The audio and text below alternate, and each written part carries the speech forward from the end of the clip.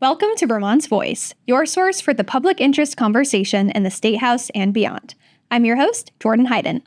Today, I'll be sitting down with Justin Marsh, Political Director of Vermont Conservation Voters, along with Jane Stromberg, Major Gifts Officer of the Rainforest Alliance and former Burlington City Councilor.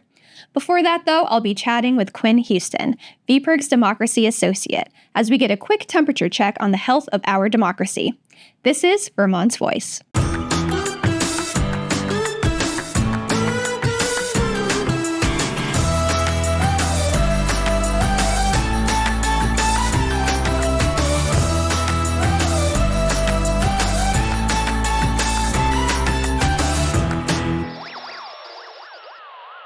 Hey, Quinn, welcome to the podcast. Hi, Jordan. Thank you for having me. Of course. I am so glad we were able to get you here today because, as you know, we are talking all things town meeting day. And I don't think we can do that without you because, as VPIRG's Democracy Associate, I think you're going to bring something really special to the conversation. As you already know, town meeting day is this really beautiful example of direct democracy in action. And so to get that full, robust picture, we need to be talking about that as well. So I'd love it if I could just start by getting a quick temperature check from you and get an assessment of how healthy our democracy is at this point in time. So I'm going to ask you, Quinn, how healthy is our democracy? Right. Well, democracy is a core value of Vermont, and town meeting day is a large part of that. It's our own unique take on democracy, and it's really important to the state. Nationally, over the past few years, democracy has been under threat. Just last week, our president aligned himself with Vladimir Putin, a dictator, blamed Ukraine for the war, distanced us from our democratic allies in Europe.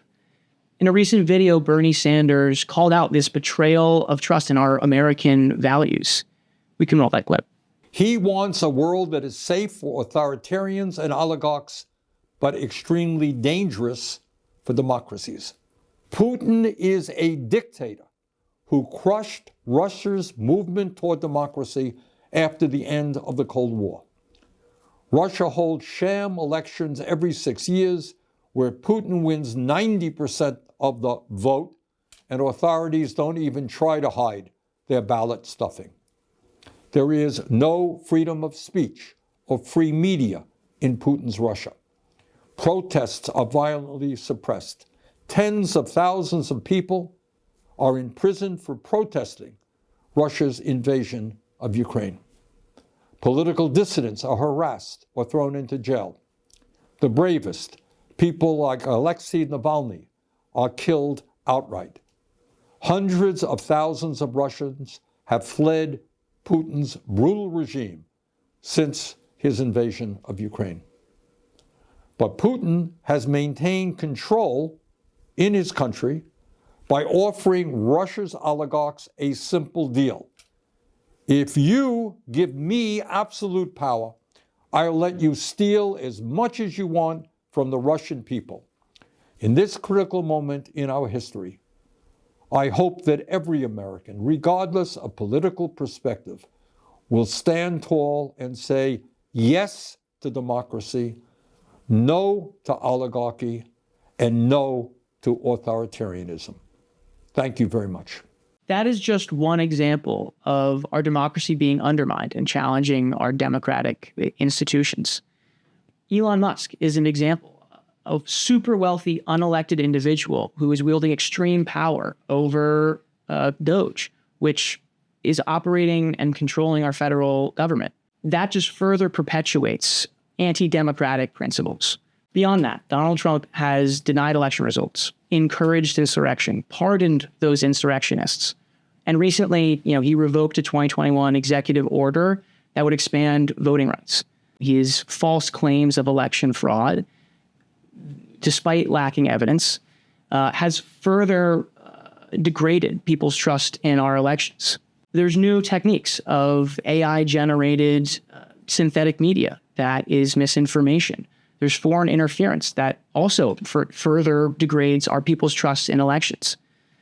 Just recently, last year, there was an AI robocall of Biden, basically misleading voters ahead of the primary, telling them not to vote. Yikes.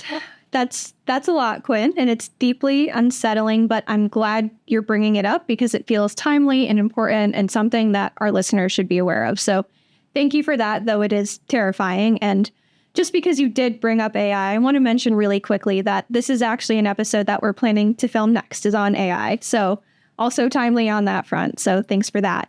But I do have a question, and I'm wondering what it is that we can do in Vermont to protect ourselves from these threats and these attacks on our democracy. Is there anything we can do? Right. It's totally understandable that people would be anxious about our democratic institutions. But here in Vermont, we remain one of the easiest states to vote, and we're actively taking steps to make voting more accessible for people. We have universal vote by mail for general elections. We have same-day voter registration. Just recently, we testified for a synthetic media bill that would disclose AI-generated media ahead of elections to help directly combat that misinformation. And of course, Town Meeting Day remains a cornerstone and an example of that direct democracy in action. All right, so I'm feeling a little bit better. You just listed a lot of good progress that we've made in the state. Is there anything else that you think our listeners should be aware of? Right. I mean, we have universal vote by mail for our general elections. That started during COVID. It made voting more accessible for old folks or people who just couldn't make it to their polling stations on election day. VPIRG had a big part to play in expanding that across the state. We also recently helped expand ranked choice voting in Burlington. Our successful Yes on 6 campaign expanded RCV not only for city council, but for mayoral, school board, ward officers. For those who don't know or are unfamiliar, ranked choice voting is a process in which you rank your preferred candidates. If your first choice can't win, your vote still counts for your next preferred candidate. It essentially removes the spoiler effect for any race that has 3 or more candidates. Our exit polling from last year's town meeting day showed that Burlington voters love it. It makes you wonder, why can't we apply this same system to our presidential primaries? People are pretty disillusioned with the current process. There's a lot of toxic campaigning that RCV would help alleviate. A lot of mudslinging within parties around their nominees that they're supposed to basically come to a consensus about. Since 2016 in Vermont, we've essentially lost about 10,000 votes to candidates who have already dropped out before Election Day. RCV is a really quick fix that would ensure that every vote counts. Yeah, it really does sound that way, and it does sound simple and straightforward, and I'm totally bought in, obviously. So I'm wondering what we can do to adopt a ranked choice voting model in future presidential primaries. Can we do that? Yeah, there are a couple bills in the State House that would bring RCV to the 2028 presidential primaries. We would love to see it as a standalone bill, but if it has to be part of a larger elections bill, we'd still love to see it come to fruition. But time is, running out. This should have bipartisan support. Both parties should want to have a better system. The next presidential cycle, hopefully, will be the first time in 12 years that there won't be an incumbent in either party. There could be 15 or more candidates running across the board. RCV is a really simple fix that would ensure that every voice gets heard. Well, I love the sound of that, and I'm convinced. So thank you for such a comprehensive, complete overview on this issue today. I feel like it was so helpful. And I'm just curious, before I let you go, if there's anything else that you wanted to share, final words, thoughts, anything like that. Well, this fight isn't easy. But if we only fought what was easy, we wouldn't have the track record of wins that we do today. The next few weeks are really critical. We'll keep our members informed. Yes, and please keep me informed as well, because I want to stay on top of this issue. But thank you again, Quinn. I will let you get back to it, back to fighting for our democracy. And again, I so appreciate your time. Take care. Sweet. Thank you so much. I'm sitting down with Justin Marsh, Political Director of Vermont Conservation Voters and podcast host of Democracy Dispatch. I'm also sitting down with Jane Stromberg, Major Gifts Officer of the Rainforest Alliance and former Burlington City Councilor and VPIRG staffer. I am so excited to have you both here because we're going to talk all things town meeting day today. So I think this will be a particularly fun and exciting episode, and I'm just so glad you were able to make the time. So Justin and Jane, welcome to Vermont's Voice. Thanks. Oh my gosh. How exciting is this? It is pretty exciting. Yeah. Also nerve-wracking. Yeah, we're both nervous for some reason. nervous. We have no reason to be, and we know that. So there's deeper things going on. And that's funny because, Justin, you are a podcast host, as I just mentioned. Yes, but it's a little different. Is it the lights? The lights are... We don't do video on the Democracy Dispatch. It's a little jarring. Yeah. We don't have a studio. We don't have a plant. Yeah. We could get you a plant. I need a plant. And tell me this is real. It is. Okay. It is. I feel cared for in this moment. It's bracing your shoulder ever so slightly. I love that. Well, okay. So before we get into we could keep talking. keep talking about the plant. But I think what I would love to do first, before we get into our conversation today, is just get a bit more background from both of you. You know, what you're up to, a little bit more about who you are, anything you'd like to say to sort of ground us in this conversation today. So, Jane, I'll start with you. Yeah, sure. So, again, my name is Jane Stromberg. I use she, her pronouns, and I am an organizer in training and always in training. And I'm a resident of Vermont 10 years this August, which feels so crazy. So I live in Burlington. I am a former Burlington City Councilor. Like you said, I was actually the youngest woman elected to that government body. And I have a lot of background in climate science, environmental science, water quality. So I did a lot of research when I was in college and was able to work in renewables for a while. And now, after my stint at VPIRG, of course, as the grassroots engagement manager, doing a lot of organizing at the State House and a whole, yeah. And now I work at the Rainforest Alliance as somebody who works in development. So I'm connecting with a lot of folks that care about this planet and the people on it, and want to make a more sustainable and equitable future. So, Well, thank you, Jane. Justin? Yeah, so Justin Marsh, they, them pronouns, lifelong Vermont resident, lifelong Cambridge, Vermont resident, and, huge town meeting day fan, of course. I ran for office when I was 23 for the Vermont legislature. Looking back, I'm like really grateful that I didn't get it, but but there was that, that kernel of interest in local politics. And I also joined our Conservation Commission in Cambridge, was chair for a good stint, probably about 10 years. I just recently stepped down as chair, which I'm so grateful for as well. I'm sure there was a bylaw that made it so that I was not supposed to be the chair for as long as I was, but we did a really fun conservation project in Cambridge, and we conserved 51 acres of land with the Vermont Land Trust. And I think when the position at Vermont Conservation voters came up, it was perfect because it married my conservation, my interest in local politics, and then also my background in marketing and communications. So it was like the job for me, and I'm also very grateful to have it. So I've been doing that work since 2022. Pretty cool.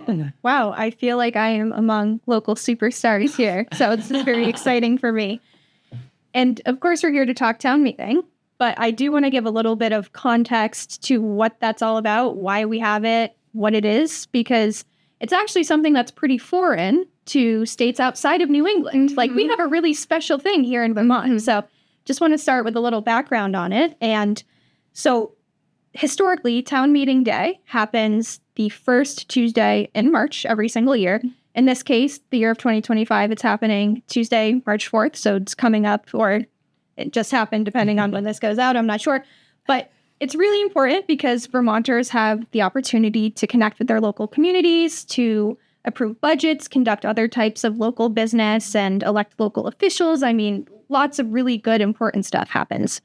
And so it's also this really prime example of direct democracy in action. We talked about that a little while ago with our VPIRG associate, Quinn Houston, who is all about democracy. So we just touched on that a bit, and I think it's important to bring into the conversation today. But there's a lot more I could say about Town Meeting Day, but I'm going to leave it there for now because we do have trivia coming up, and I don't want to give any spoilers away. As if we weren't nervous enough. No. So always ready for trivia. Yeah, no pressure, but I'm going to save some of that for then. So anyway, I just wanted to give that little piece of historical context as to why it's a thing and why it's important. And I have lots of questions for you both. So we're going to dive in if that's okay. Please. All right, great. So Jane, you currently live in Burlington, which has a population of a little bit over 44,000. Justin, you live in Cambridge with a population a little bit lower than 4,000. So pretty big difference there. But I'm really curious to know what each of your town meeting days looks like within your community. I think that would be really interesting for our listeners. So either could start. Jane, do you want to start? Justin, whoever wants to start. Well, I'm happy to kick us off. So town meeting day in Burlington feels like, for me, like personally, it feels like just like Christmas. It's like a big holiday. Everyone's out. Like all the campaigns that have been running for the last couple of months are super visible and super energized. So on town meeting day itself, from 7 a.m. to 7 p.m., you can go to your polling place and vote. You're going to see a lot of people out and about, holding signs. You're going to see a lot of yard signs everywhere. And you're probably going to get your phone blown up with texts and emails about, please go vote, polls close at 7, like from everybody and anyone you've ever signed a list for, in the city. So it's a pretty awesome day. It can be really cold out, which is normal. And it can be a very nice balmy day like today, which happens to be rainy and 40 degrees, which is also what we were always pushing for town meeting day. But for the city of Burlington, it's a lot. We have 8 wards, 4 districts. So we have, a lot of different places where folks can come and vote. And it's just overall a busy, energized day for the city. It's kind of the opposite of what I personally would want, where in a smaller town, and Justin will definitely tell you a little bit more about what that looks like, where it's a little bit more intimate and there's more information sharing on the actual day of election. So I will just yield that over to you. Yeah, this is wild because I've never been to a town meeting other than my own. So I'm like, wait, what? You get text messages? Yeah, what's going on? People are outside campaigning with their signs? Yes. In Cambridge, it's in the gymnasium of the school, and probably about maybe 100 or so folks show up to actually vote for the meeting itself. Of course, as Jane mentioned, 7 to 7, you can vote on the school budget and the town budget via paper ballot, but all the other decisions are made on the floor whenever it comes up. So kind of like the legislature, you've got the calendar, and you got to be there to vote on any bill when it comes up. So for town meeting, you have to, you're going to vote on any position, like if select board is coming up, there's no ballot for that in Cambridge. So if you want to be nominated, you've got to be there. Someone's going to have to, nominate you, and you have to get seconded. And then sometimes they'll call a question to have the candidates come and speak, but that's not necessarily mandatory. It could go right to a vote. So it's kind of fun. I mean, I really do wish that that was a position that could be voted on from 7 to 7. But there is no truer form of direct democracy, I guess, if you than actively amending, articles on the floor right then and there, adjusting the budget. Technically, all it takes is, a hand raise, and you could be really adjusting the future of your community. Which was how it was done for decades. Amazing. Like, I can't even get into that headspace because everything's on the ballot. We have like our 3 bonds, our 3 charter changes, the school budget, and then the candidates that are running for city council or school board or whatever on the same piece of paper. That's it. Like, you can even vote, from your home and put it, none of that in the mail. Like, that's crazy. If you're running late and you miss the vote for Lister or whatever, that's your chance. Also love it. Yeah. It sounds so cool for people that are really interested in the process. Yeah. Right. Yeah. I will say, as like a young person, I ran for select board in 2014, and it was hard for me to get people who felt that they would have been represented by me in the space, though, on a Tuesday morning at 10 p.m. At 10 a.m. It was hard for me to get working families and younger folks and queer folks to come out and support me for that. I was making my case to retirees and, so whoever else. There's pros and cons to that. Yeah, right. Absolutely. That makes a lot of sense. Do either of your town meeting days have potlucks involved? Because some towns and cities do. Neither. Okay. Not that I know about. You're not invited to the potluck if there is one. I have breaking news on the Cambridge food situation. Please tell. For over 35 years, it's always been chicken and biscuits served by the Cambridge Elementary Junior Iron Chefs, apparently is a thing. But this year they are changing it according to select board minutes. It is now roast chicken with mashed potatoes and salad. also served by the junior Iron Chef team. But it's a switch up from tradition. And yeah, so no potluck, but No potluck. chicken nonetheless. Chicken has stayed the same. Okay, that's consistent, and there's food involved, so that's There's pretty food, good. yes. Okay, well, hypothetically, if either of you were attending a town meeting day potluck, I would love to know what you would bring. I would say I would like to get a crock pot full of hot chocolate, and I would like for it to be with coconut milk instead of dairy milk, so it'd be vegan, so everyone could have it. Thank you, Jane. Yeah. I'll be there. Nice. Well, when I think of town meeting day, I think of my grandmother who always brought me to town meeting day. And one of her best dishes were her maple baked beans. Of course, my family are sugar makers. And so in crock pot tradition, I would have a big crock and it would be just like decadent sweet baked beans. Sounds lovely. So we're sugaring it up. Yeah. Just get together separately. Yeah. And just have these things. Sounds because good. now I'm having the crock pot in hand. All right. Well, that's great. Thanks. So, Justin, as podcast host and political director, you're very tuned in to what's going on around the state, right? And so I'm wondering if you're aware of any big issues that are being taken up across the state this town meeting day that folks should be aware of. You know, it's interesting. I don't actually know too much about each local municipality's big ticket items. I know in Cambridge and probably a lot of community school budgets are really going to be one of the major items that are discussed and voted on, as it is every year. Sometimes, like in Cambridge, we have a big vote on a community center space or a fire truck purchase, those are usually the hot items, right, for a town. Cambridge, we purchase our own school buses. We don't lease those out, so that's a big expense. So it's usually those types of things. This year, there's 2 vacancies for select board, and without a ballot, we don't quite know who might be the next select board member. And so, so it'll be an interesting one. I'm excited. Yeah. And as Justice of the Peace in Cambridge, I get to tally the votes, which I have not ever, this is my 3rd term as JP, but I've never been honored with the task of counting votes. And I'm so excited. It's going to be a doozy of a town meeting. Very cool.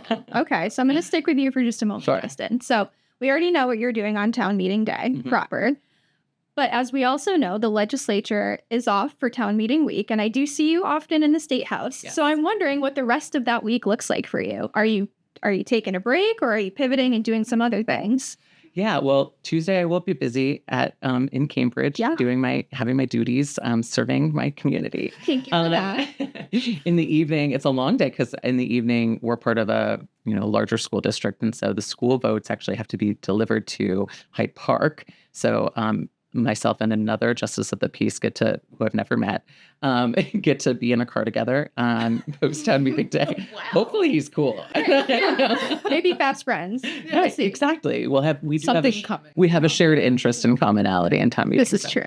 So I'll be delivering some votes. But otherwise, it's actually a really nice break from having to be in the State House all week long. So I will be hunkering down in Lamoille County and working from home as much as I possibly can, but nothing too exciting. I can't, All right, it's like a switch up, though. That's nice. But a little bit of a break. Okay. Yeah, looking forward to it. Good.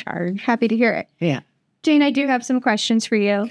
I'm going to come back to you shortly because what I want to do first is a little town meeting trivia. It's here, Jane. It's here. I knew this was coming up. No need to be worried. It's going to be so chill and fun. Okay. What if we don't know any answer? Then if you know nothing, it will be extra funny for the podcast. Then we both win a t-shirt. Sure. Yeah. So I'm going to ask you a few questions, and there's no real special tech involved with this. So if you think you know the answer, just raise your hand. Oh, I expect graphics. Come on. Yeah, where's the buzzers? Maybe our producer Elijah will work on that for us in post. But for now, I'm just going to ask you to raise your hand. Okay. We didn't quite have buzzers in the budget this week. Yeah, no buzzers at the moment, but maybe next year when we do another, We'll review this. Okay. Come on. I'll leave a 2-star review. Okay, so yes, there is a special Make Big Oil Pay t-shirt on the line for whoever gets the most questions correctly answered. I'll also say for our listeners who might be interested in that shirt, it is available at vpirg.store, and that's the only plug I'm going to make. All right. And we're not going to collude, right? No. I know it's a hot ticket item. So are we feeling ready? As ever. Okay, so we'll start off with an easier. We just have to, Just fake raise- buzz in. Yeah, big buzz in by raising your hand. But the speed for which this goes up matters. It does matter because whoever hits it first is who I'm gonna call on. Okay. And if it's the same, then I don't know. We're gonna have to figure it out as we Whistle. Oh, okay. All right, Justin, Jane, let's play some town meeting day trivia. All right. Question number 1.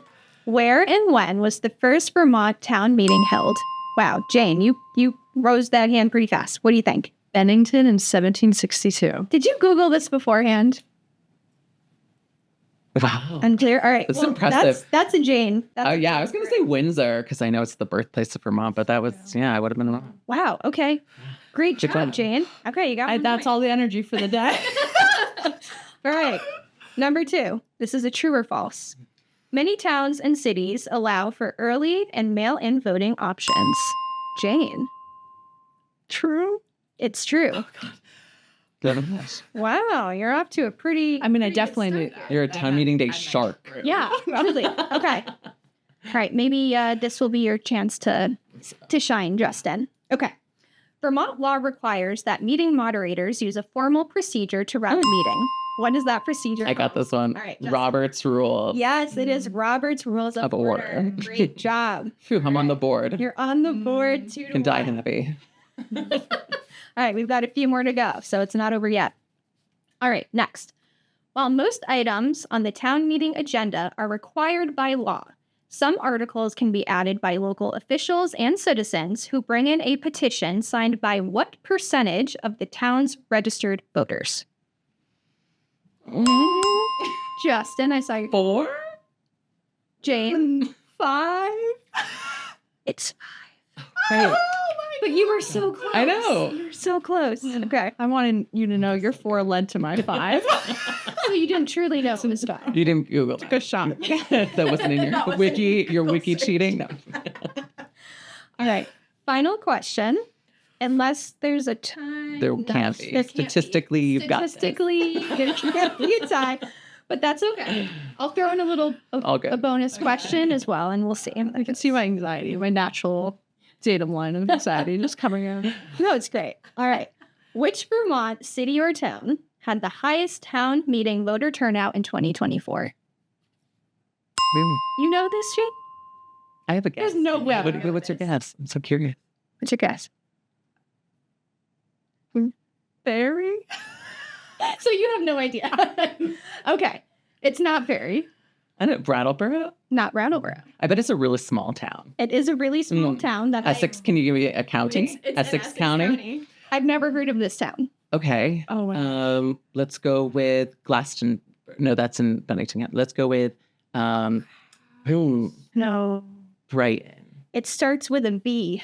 Victory. It's Victory. Okay. Wow. It's Victory. Victory. Yes. Great job, Justin. I'm giving that to That was you. like I guessed 5 That's different a towns. deeper and I level think of so. knowledge. I mean, that's. Well, I had never heard of Victory, Vermont until I was doing I feel like these are really hard question. I feel like that should count for more than a normal. I've already decided that you're both getting a shirt. Oh, so wow.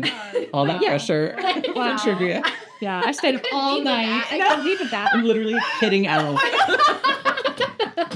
Okay, but no, it was Victory, Vermont. 50 voters showed up out of 64 eligible voters. Look at that. So that's Snaps wow, for victory. That's pretty cool.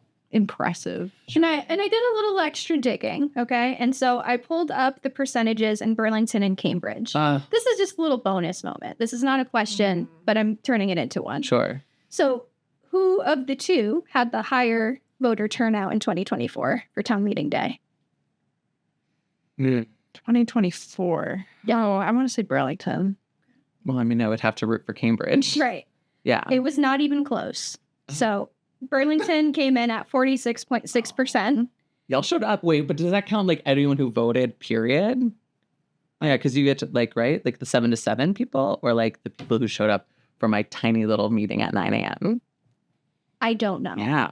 I don't know. All right. Well, I'll send you the data. I want the data. Okay, I'll give you the data. Oh, I got to go back to my town and yell at them. No, because Burlington, you said 46%. Yeah, and you didn't hear amazing. Cambridge Yeah. yet. Oh. Yeah. Oh, I just assumed we were much lower. No, you were at 7. Yeah, of course. Because I told you 100 people show up and you have 4,000 people. Right. That's small. Okay. So we got to work on that. We got to work on Cambridge. Yeah. People got to start texting. That's the problem. I'm going to get out there. Sign up for my texts, please. Yes, please, you'll be out. Reminding everyone to show up. I'll come over. Okay, yeah, please. So thanks for playing. 7. Wow. 7. That's sad. Cambridge. Come on. Do better, Cambridge. But hopefully that was at least a little bit fun and not super stressful. You will both get a shirt, so I think it's worth it. Totally. Yeah, I know. And hopefully you learned something, because I learned a lot as I was trying to look into these questions. Yeah. All right. Victory. Victory. There is a Victory Vermont. That's the episode title. Not really, but shout out to Victory Vermont. Yeah. Okay. So, Jane, as I promised, I do have some questions for you. And as a former Burlington City Councilor, I think it would be really interesting for you to walk us through one of your sort of town meeting day experiences as a candidate. Obviously, you won, spoiler alert. So what did that feel like that entire day for you? Well, the entire day, you don't feel like you're going to win. And you are very busy mentally, emotionally, and physically. You're standing outside. It's usually cold, windy, and like blustery. And you're there not just like from 7 to 7 at your polling place. You're up before 7, getting ready for your day, coordinating with your team. Texting. Oh my God, are we texting? And just like making sure that volunteers and everybody who's been a part of the campaign knows exactly where to put their energy that day, right? So you're standing at the polls, you're greeting people who are coming in to vote, which is actually like my favorite part of the day, because a lot of familiar faces and also maybe people you had some harder conversations with, but they are still coming out, and that is really important. And so you're just seeing your neighbors and you're like, oh my gosh, I get to spend the entire day just like saying hello to people I may represent, which is such an honor. I mean, I can't describe it enough, right? Like, it is just such a cool, unique experience. But yeah, I just, that day kind of goes by also really quickly, because that is the one thing you're doing is greeting folks. The next thing you know, it's 3 p.m., it's 5 p.m., and you're like, oh my God, polls are going to close in less than 2 hours. And then next thing you know, it's like 6:58, and you see the last people walk into your polling place, and you're just like fingers crossed, hoping for the best. And you know that the other, if you have an opponent, which I did, like the other team is doing the same thing. And we're all human in that moment, right? It's just like, we made it through the day.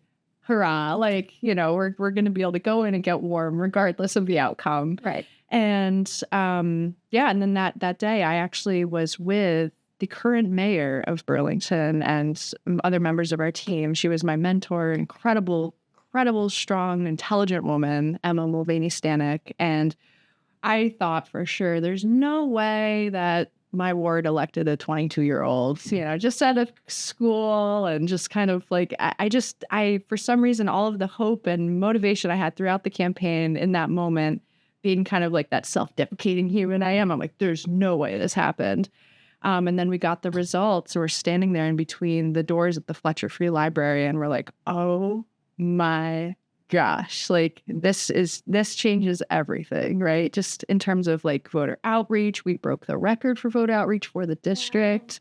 And we won with 60% of the vote that was an incredible experience. And so, yeah, I felt so honored to be a part of it from that side of things. And I'm always honored to be a part of it as a volunteer. It's somebody who's just spreading the word that there is an election coming up, and being there at town meeting day and helping to make sure that people know where to go.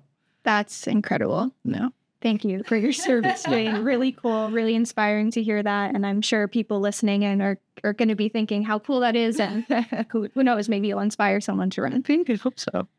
I want to stay on the voter turnout piece for a little bit. It's come up already and the trivia. And clearly, you've had some success with voter turnout. And I think you're both deeply qualified as organizers and in all of the work that you do to speak to some possible ideas or strategies as to how we can increase that voter turnout in certain parts of the state where we know it's needed. And we've touched on that a little bit, but I think not enough. So I'm wondering, do you have ideas or strategies as to how we can increase voter turnout in places like Cambridge, but in all of Vermont? Yeah, I mean, I think, to the point that you made with this, like an actual campaign for city council in your case, if Cambridge had, all of our elected officials on the municipality level decided by paper ballot that someone could come in at 7 a.m. and vote all the way up till 7 p.m. like they do the budgets, I think we would probably have increased voter turnout.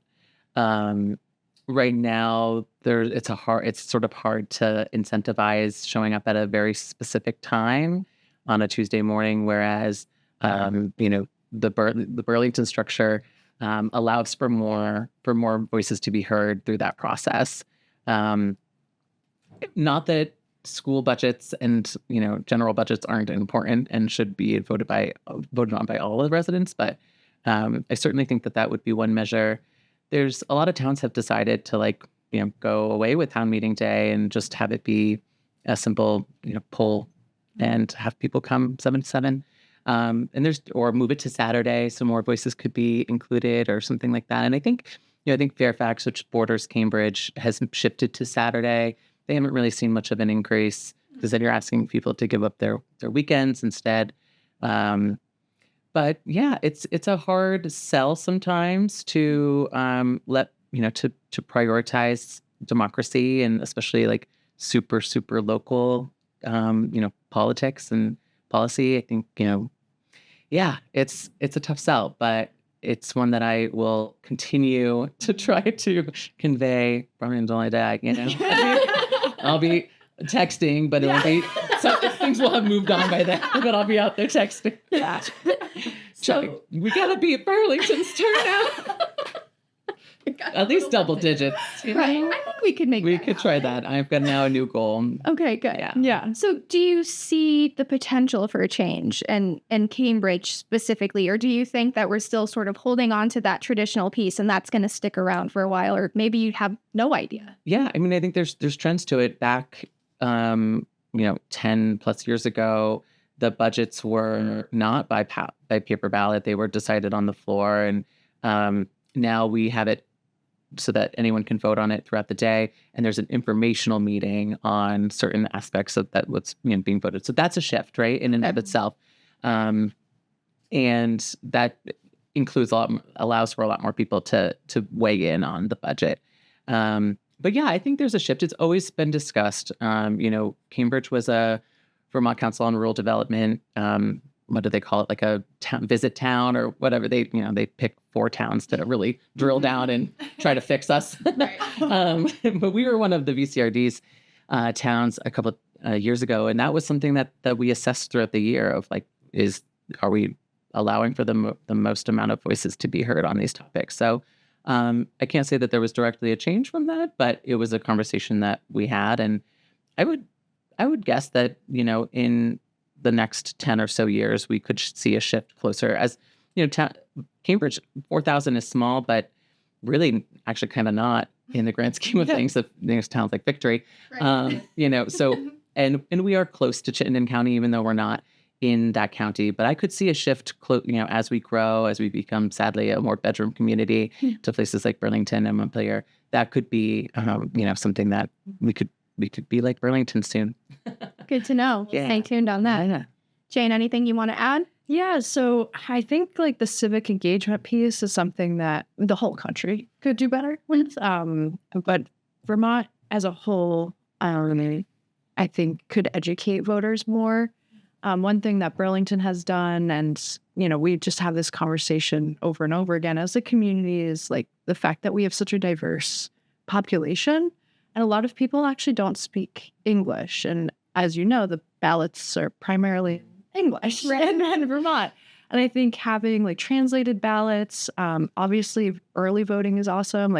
You can go like midday today if you wanted to and go to, City Hall and vote for town meeting day, which is awesome. So if you're out of town next week, you're good, right? So it's like just making sure people actually understand that, because we do have a lot of young people who do move to Vermont for school and opportunities, but don't end up staying, sadly. But the ones that do stay, we want them engaged in the community process and the decision-making process. And I think making it very accessible and easy for them to be educated about voter issues and just like how to vote is a very key thing. And more, I think, funding to going towards those programs that help with civic engagement in general is like how we actually send mailers out and like send the email and blast, or like all of these different reminders of like, here's how to vote, here's when to vote, and here's why you should vote.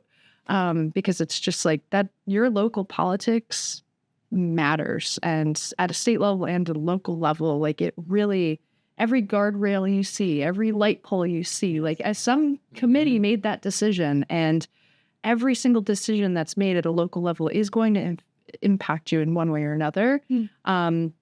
That's not to say that the federal level does not have that, influence, but it's a different level of compared to the day-to-day. So I personally, I know I'm biased, but I think local politics is where it starts, and that's how we got to get people in the door. Great. Well, great points all around. And you've led nicely into my next very much a softball question, which I just think is important to really drill in on, because this is what I want our listeners to take away. And so the question that I had queued up is, why is it important for our listeners to attend town meeting days, to attend local elections? You both touched on that already, but is there any sort of final thought or word to that as to why it's so important that we do this? Well, if you don't vote, somebody is. Like, somebody's making that, like, if you're not, like, if you sit that out, somebody is still voting. And usually that means maybe like there's a low turnout election, but a lot of low turnout elections make a lot of big decisions. And those are decisions that are felt for years, decades even. And I think making it like a collective community goal to increase voter turnout is a very powerful thing. And I think that if people actually understood their own voice and their own like power as an individual, that is empowering. Like, you live here, you pay taxes here, you breathe this air. Like, this is the place to make decisions about how, and like what you're going to do about raising your family here, and like your kids' school budget, and all of these things are so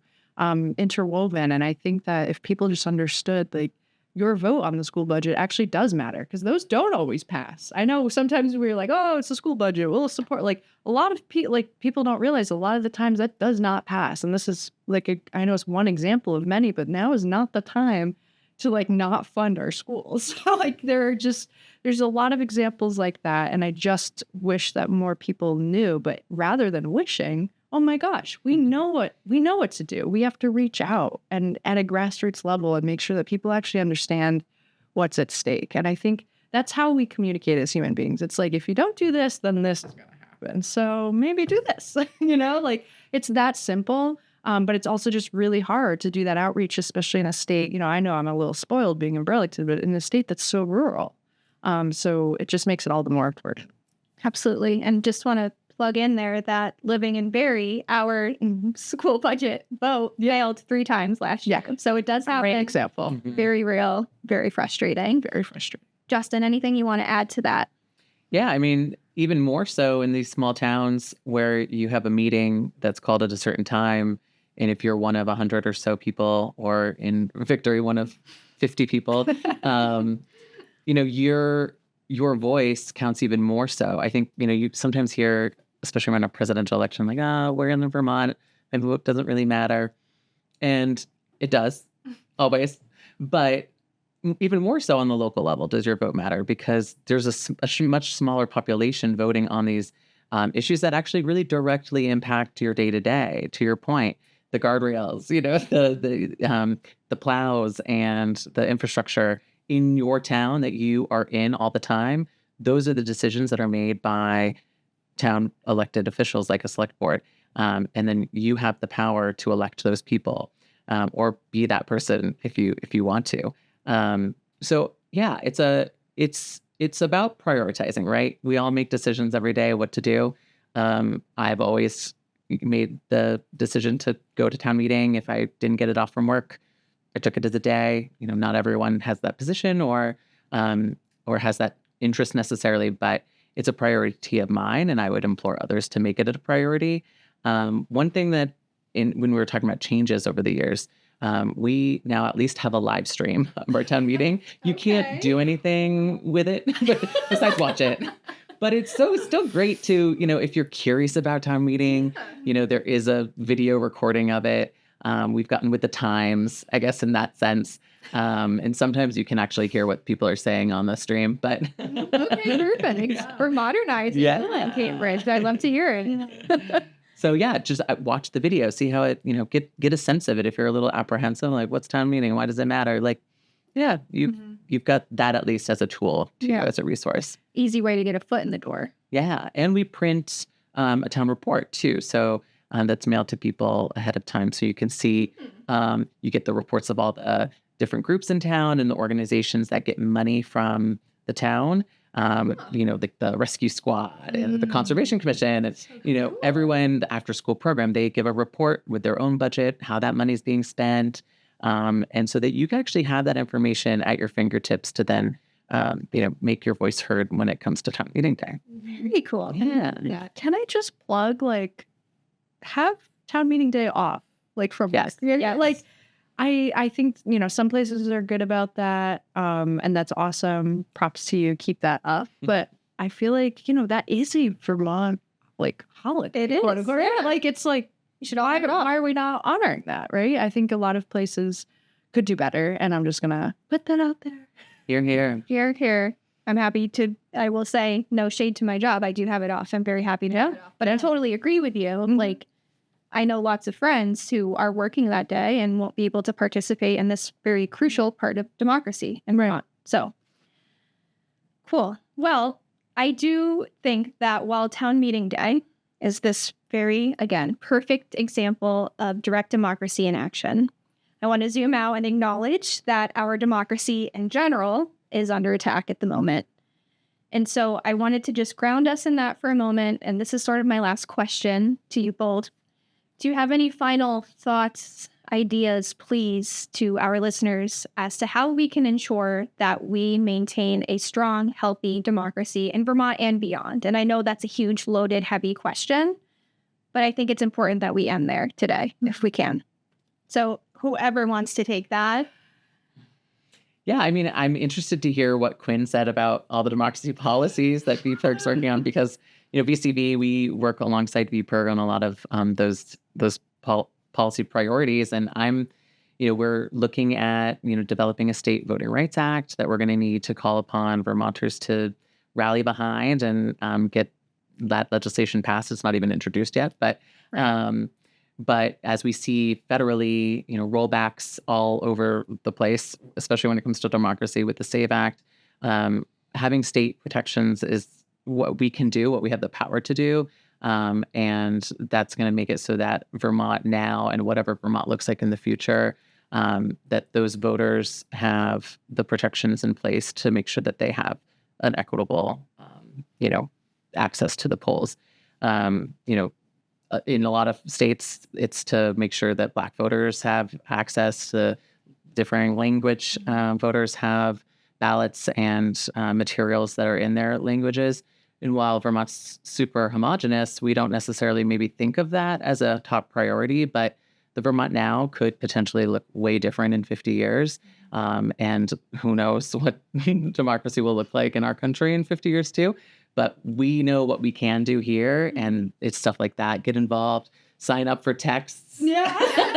I'm sure VPIRG texts. VCV doesn't text. We won't text you, but we will email you. I got a VPIRG text yesterday. It's working. That's good to know. Yeah, be active. Show up. Or go to a select board meeting. That if you can't make town meeting, go to a select board meeting. They're usually weekdays at like in the evening, and you can really see who's running your town. Nice. Yeah, it'll be an eye-opening experience, I promise. Sorry, I don't want to get off topic, but I definitely have a little buddy here. I've been loving it. It's been great. I didn't want to interrupt you. I didn't notice it. I'm touching it a lot. It's touching me a lot. It's like we're kind of one at this point. I'm not going to move. I think we're nearly done. Yeah. So the moment for movement has passed. Yes. Completely echo everything that you just said. And I also just want to point out that the Maine governor and the New York governor and other governors across the country right now are going, no, like, absolutely not. We are not going to stand for what's going on at the federal level on a whole plethora of categories, right? And I just want to remind folks that Vermont is this small, brave state that has led the way in many ways. We saw that with Make Big Oil Pay. We saw that with just a lot of different cool things over time. It is impressive, actually, what Vermont has stood for. And we can do that moving forward. And not only can we should. And we should be able to be the state where people are like, look at what Vermont is doing in this moment and meeting the moment and saying no to the federal government and the rollbacks. And I mean, just even the climate stuff alone, right? Like there's a million important things, but just even in that one sector, how much work that it can be undone so quickly. And we have the power as a state to go, no, I'm sorry, but we are so deep in this already, and we are well on our way, and we've listened to Vermonters. Vermonters have voted for climate. And that's something that is just so dear to me, but also is so frustrating. And I want to see Vermont really step up and meet this moment, because people are feeling like, where do I put my energy? Where can I plug in? And I could say something like, get involved with your community, look out for one another. Of course. Oh my gosh. I mean, please. Should be a bare minimum. The bare minimum, right? Like be connecting with one another, join a club. All of these things are so important. But what really needs to happen, the outcome of all of that needs to be some level of unification and understanding that we have a powerful voice in this country, and we can lead the way. And if not now, then actually truly when? What are we waiting for? This is the time to be aggressive and to push back and to make sure that we are protecting folks. I mean, so much queer, people of color. We have people who are undocumented residents, right? Even in the city of Burlington, that's a huge thing right now. And I am so concerned about the rhetoric coming down from the federal level. And I don't want to sit with that concern. I want to mobilize and I want to take this energy and I want to put it in a productive direction and say, here's what we do. Here is the information that we can provide to people to help protect our communities. Here are the organizations to donate to and to plug into to help bolster their impact and their protection of people just across the state. So that to me is what community is building strength and educating one another. Wow. That feels like end it here. Yeah, I was gonna say that feels like a pretty perfect place to take a break now. I just want to say that while there are some obvious hurdles here, I do feel motivated and inspired and even a little bit hopeful by both of your responses to that question. And I think, at least I'm hoping that this lights a fire for some folks listening in too, who maybe feel like, what do I do? This is so overwhelming. But I think there is a lot of utility in just getting out there, doing the small things. And again, with that community building piece, which is the bare minimum, but the building from there, okay, what can we do now? And you've both listed good examples of ways to find that involvement. So I do feel hopeful, and I'm hoping that that's the case for others as well. So I just want to say thank you both so much for taking the time to have this conversation. In many ways fun, in some ways hard. It's a big topic, and we're going to continue talking about it. It doesn't end here. This is just sort of just the beginning of the conversation that we're having in this format. So really appreciate the time. I hope you have a very pleasant town meeting day and town meeting week. And I do have to plug for our listeners one more time, Justin's podcast. Oh, yeah. You're going to be on it. I'm going to be on it, but you should just listen in general because it's cool. It's called Democracy Dispatch. But yes, I am doing that with you tomorrow. So yes. Hopefully I get to listen to you because this is amazing. And I can be nervous for your podcast. This time. Exactly. So Perfect. we get to turn up places. But anyway, Justin, Jane, thank you so much for being here and have a great rest of your day. Thanks, Jordan. Yay. And that's our episode. Thank you, Quinn, Jane, and Justin, for bringing democracy to the forefront of the conversation today. As always, if you'd like to learn more about anything we covered in this episode, please visit vpirg.org, get on our mailing lists, and follow us on social media.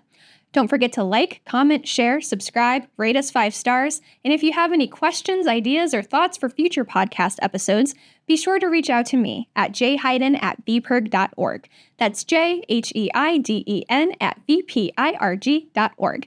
As always, I'd love to give a special shout out to my co-producers, Elijah and Josh. And of course, as you know, I'm Jordan Heiden, and you've been listening to Vermont's Voice. Take care and talk soon.